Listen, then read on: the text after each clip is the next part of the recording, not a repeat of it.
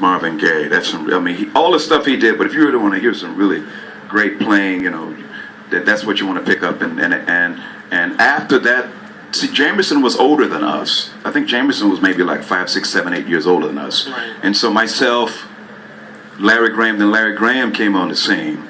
Then after Larry, then I came on the scene with Stanley Clarke. We came around the same time. Then afterwards, then Marcus, then Nathan East. Bootsy was around that same time. Jerry Jamon around that same time. So with Sly, the Graham came on the scene the late 60s. And Jamerson was around in the 60s. All those hit records on Motown, that's James Jamerson. And so we came along later, and Jamerson was an upright player. He was an upright player. And I think because what Ron was talking about, working on different sounds and things like that, I think in the studio with Barry Gordy and them, I think they really stressed the sound. And actually really, Maurice actually took me to see Jamerson play at this thing called the NARM convention back in the day, and he said, that's James Jamerson, and he's the guy. And so what I did in terms of records, I would listen to his records. James Jamerson and Louis Satterfield was the ones I would listen to in terms of records, because records were different than performing, because that's really where you find out what a guy really has, because there's nowhere to hide, when you're doing a record, And so I learned how to make commercial records by listening to those two guys. So that's kind of like the palette, in terms of that, And I was young. I was only like 18, 19, So, but I was learning under a master, Maurice, who had a lot of experience, who had been in the studio, so he kind of taught me how to play in the studio, And we were making 3-minute records, but then we were making like long playing albums. So that was like a long process. That was like, to do an album would take 2, 3, 4, 5 months. So I'd go back in, come back out, go back in. And then along the way, finding my sound, what obviously turned out to be the Verdine White sound, my signature stuff that I would do on records. Yeah.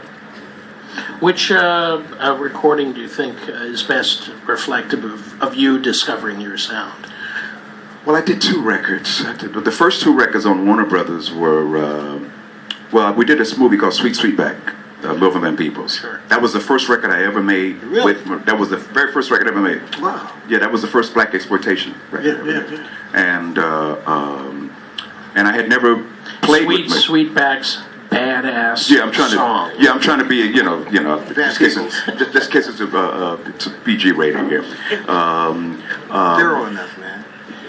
They're old enough. And if not, Google it later. And it was Google. I tell everybody from another generation, I said, Google it. Melvin Van Peebles. And his son is Mario Van Peebles, a great director and actor who did New Jack City and a lot of other things. And he actually directed a couple of episodes of Empire. Yeah. And so I did that record. That was my first record I did. And we did and we were the first African American group to do a major soundtrack. And then after that came Isaac Hayes, Curtis Mayfield, and that's when all the other black exploitation. But that was the first record, and I had never did a record with Maurice. That was my first record. I just got to LA 2 weeks. I had never done a record with him, and I was scared, petrified. And we did it at Paramount Pictures, Were you credited as Earth, Wind and Fire? Yeah, we were, and it's actually when they do Black History Month, it's actually one of the albums in there. And what happened was, the first day of the recording, now I didn't have a car, so I had to walk to Paramount Pictures, Melrose from Franklin, which is like about 40 minutes, right? And I got on the lot, and they looked at me up. It's not like it is when I go on the Ellen show. They say, "Oh, Mr. White, you can park your car next to Ellen." Then I had a duffel bag with the bass. I got in there and looked just like the movies. And then that's when you record it straight to the screen. It wasn't like a time code like that now. It's straight to the screen. And Reese was warming up, and he was like really warming up. I mean, really warming up. He hadn't even played yet. And I'm in awe of him. Because he's talking to me about music, but I never played with him. He's looking, my mouth is wide open, and I'm scared. And he said, "Hey man, don't look at me. Look at the screen." You know what I mean?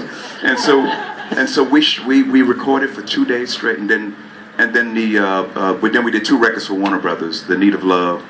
The first record, the Earth, Wind & Fire record, then the second record was Need of Love. And that's really, the Need of Love record is really where I found my sound. You know, it took me a couple of records to kind of figure out where the terrain was. And Maurice would always talk about concept, you got to get the concept. And I didn't know what concept meant. I was so young, you know. And I thought concept was like, you know, pasta or something like that, you know. You know, things like that. And I'm not like a big proponent of drugs, right? But back then in the 70s, you know, people did acid, right? So I took an acid trip, right? It was great. It was great. And what happened was, after I took that acid trip, everything that Maurice explained to me, I understood. I understood concept. I understood. And then he came to me and said, "Hey, man, you really been practicing. You sound good." I said, "Yeah, I've been doing a lot of practicing, man." But he was great to work with.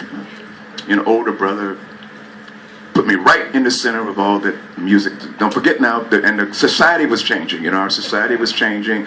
It was a very explosive society, so the music was changing. And so Maurice was on fire, so I had to keep up with him. You know, it was like Black Lives Matter, except back then. You know what I mean? You know, things were moving. You know, society was moving. Things were like really on fire. So I had to really keep up with him because he had this concept called Earth, Wind & Fire. And that was a huge concept. And don't forget now, he was 10 years older. And I was like 18. So that's a long way in terms of, you know, mental capacity, life experience, music experience. So for the first 3 or 4 years, I was just hanging on, man. You know, like on the subway, you know.